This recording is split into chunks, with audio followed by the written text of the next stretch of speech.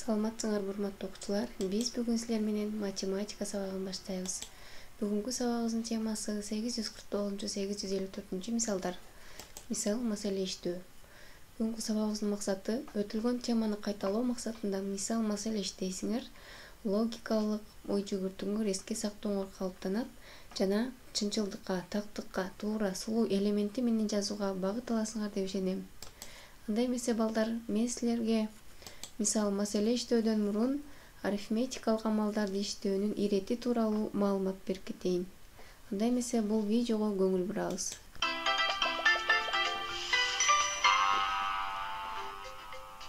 Амалдарды аткаруунун ирети. Эки учурду карайлы. Кашаасы жок жана кашаасы менен. Арифметикалык амалдарды сөзсүз эле ирети менен аткарыш керекпи? Келгиле текшерип көрөлү. Бир эле амалды эки жол менен чыгаралы. 9 минус 5 плюс 4, 9 минус 5 плюс 4.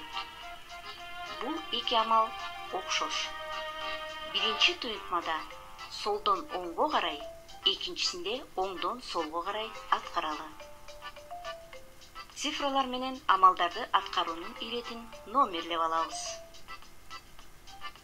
Биринчи туюнтмада алгач айырманы таап, жыйынтыгына 4-тү кошуп, сумманы аныктайбыз. Жыйынтык 8 чыгат. Экинчи туюнтмада биринчи 5 менен 4-түн суммасын таап, аны 9дан кемитебиз. Туюнтмалардын мааниси ар түрдүү болду. Демек, арифметикалык амалдарды аткаруунун иретин алмаштырганга болбойт. Кашаасы жок амалдарды аткаруунун ирети. Эгер кашаасы жок амал кошуу жана кемитүүдөн гана турса, же көбөйтүү жана бөлүүдөн гана турса, амалдар жазылган иретинде солдон оңго карай аткарылат. 65 кемитүү 10, кошуу 15 амалын карап көрөлү. Бул туюнтма кошуу жана кемитүү амалдарынан турат. Кошуу жана кемитүү биринчи деңгээлдеги амалдар. Солдон оңго карай ирети менен аткарабыз. Биринчи кемитүүнү, экинчи кошууну аткарабыз. 65тен 10ду кемитсек 55 болот. 55ке 15ти кошсок 70. Жообу сумма 70 болот. Кийинки туюнтма көбөйтүү жана бөлүү белгисинен гана турат. 65 бөлүү 5 көбөйтүү 3. Көбөйтүү жана бөлүү амалы экинчи деңгээлдеги амалдар. Амалдарды солдон оңго карай ирети менен аткарабыз. Биринчи амал 65 бөлүү 5 барабар 13 чыгат. 13тү 3кө көбөйтсөк, жообу 39.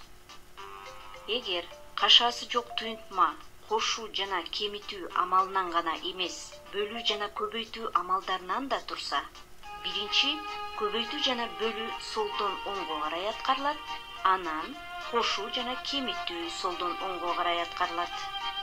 Кийинки туюнтманы карайлы. Бул туюнтмада биринчи көбөйтүү жана бөлүүнү солдон оңго карай аткарабыз. 36-ны 3кө бөлсөк 12, 5ти 2-ге көбөйтсөк 10, 65ти 5ке бөлсөк 13. Эми алынган жыйынтыктар менен кошуу жана кемитүүнү аткарабыз. 12ден 10ду кемитсек 2, ага 13тү кошсок, жообу 15 болот. Эгер туюнтмада кашаа бар болсо, алгач кашаанын ичиндеги туюнтманын мааниси аныкталат. Кийинки туюнтмага көңүл бурабыз. Берилген туюнтмада кашаанын ичинде айырма биринчи аткарылат. Андан кийин эреже боюнча көбөйтүү аткарылат. 3тү айырмага көбөйтөбүз. Үчүнчү амал кошуу аткарылат. Демек, 50-гө 21ди кошсок, жыйынтыгы 71 болот.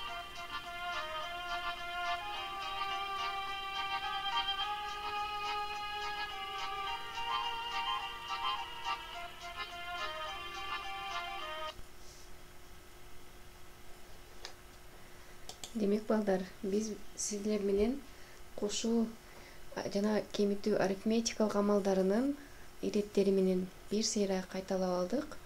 Анда эмесе 849 маселени иштейбиз. Дарыканада 10 бөтөлкөгө 20 граммдан жана дагы 10 бөтөлкөгө 50 граммдан дары куюп даярдашты. Бардыгы канча грамм дары даярдалган? Балдар, бул маселенин чечилишин чыгаруу жолун силер билесиңер, себеби биз өткөн сабакта салмакты өлчөө чембердиги деген теманы өткөнбүз. Анда грамм, килограмм, тонна, центнер жөнүндө маалымат алгансыңар жана бул маселенин иштөө шартын билесиңер деп ойлойм. Андан кийин 850 мисал. Тик бурчтуктун жарымынын аянтын тап. Кандай фигуранын аянтын таптың? Кызыл түскө боелгон 3 бурчтук кайсыл тамгалар менен белгиленген? Демек балдар, китебиздеги тик бурчтукка көңүл бурабыз. Бул тик бурчтуктун жарымынын аянтын табабыз. Жарымын көрүп турабыз. Кызыл түскө боелгон кандай фигура? Бул албетте туура айттыңар, 3 бурчтук фигурасы. Жана алар кайсыл тамгалар менен белгиленген? В, Д, С тамгасы менен белгиленген. Демек балдар, биз ушул 3 бурчтуктун аянтын табат экенбиз. Андан кийин балдар, мен силерге дагы үлгү иретинде жазып койдум. Биз эки орундуу сандарды мамыча түрүндө бөлүүнү билебиз. Мен силерге бул жерге 3 орундуу сандарды бөлүүнүн үлгүсүн жазып койдум. Мисалы 345 бөлүү 3 барабар 115. Биз буну мамыча түрүндө кантип иштейбиз? Биринчи 3төн кайрылабыз. Андан соң 1 беребиз. Бир жерде 3-үн 3, 3төн 3тү кемитсек 0, 4 өзү түшөт. 4кө дагы 1 беребиз. Бир жерде 3-үн 3, 4төн 3 алганыбызда 1 болот. Бул жерге 5ти түшүрөбүз, 15 болот. 5тен бергенибизде бул жерге 5 көбөйтүү 3, 15. 15тен 15ти алсак 0. Демек балдар, көрүп турганыңардай, мамыча түрүндө иштөөнүн үлгүсүн силерге жазып койдум. Силер дагы кийинки мисалдарды ушул үлгүдөгүдөй кылып иштейсиңер. Анда эмесе 851 мисал. Бул мисалдарды жогоруда айтылган арифметикалык амалдардын ирети менен иштөөгө аракеттенесиңер.